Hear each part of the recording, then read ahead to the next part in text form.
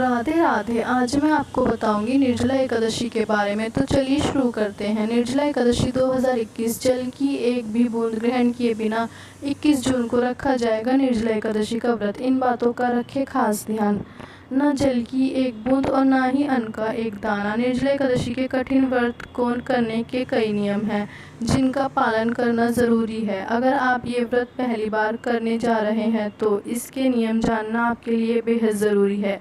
निर्जला एकादशी के नाम से ही ज्ञात हो जाता है कि ये व्रत जल की एक बूंद भी ग्रहण किए बिना किया जाता है। यूँ तो साल में 24 एकादशियाँ आती है और हर एकादशियों का अपना ही एक विशेष महत्व है, लेकिन ज्येष्ठ मास की शुक्ल पक्ष की एकादशी अत्यंत विशेष मानी गई है जिसका नाम है निर्जला एकादशी। न जल की एक बूंद और न ही अन्न का एक दाना। इस कठिन व्रत को करने के कई नियम हैं जिनका पालन ज़रूरी करना चाहिए।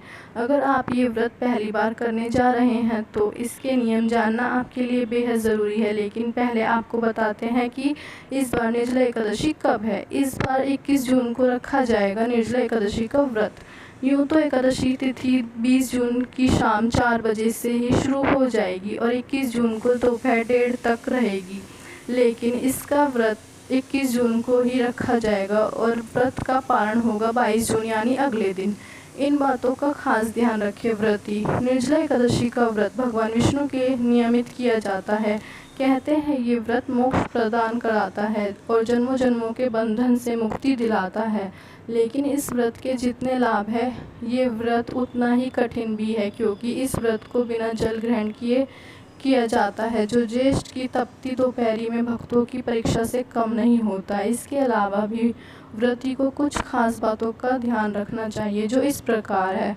हो सके तो इस दिन ब्रह्म मुहूर्त में उठकर स्नान आदि से निवृत्त होकर पूजा की तैयारी करें, लेकिन किसी भी कारण से देर तक न सोए। मंदिर को साफ करें और गंगाजल छिड़ककर भगवान विष्णु की प्रतिमा के सामने दीपक जलाएं और व्रत का संकल्प ले एकादशी व्रत की कथा पढ़ें और श्री हरि का स्मरण करें।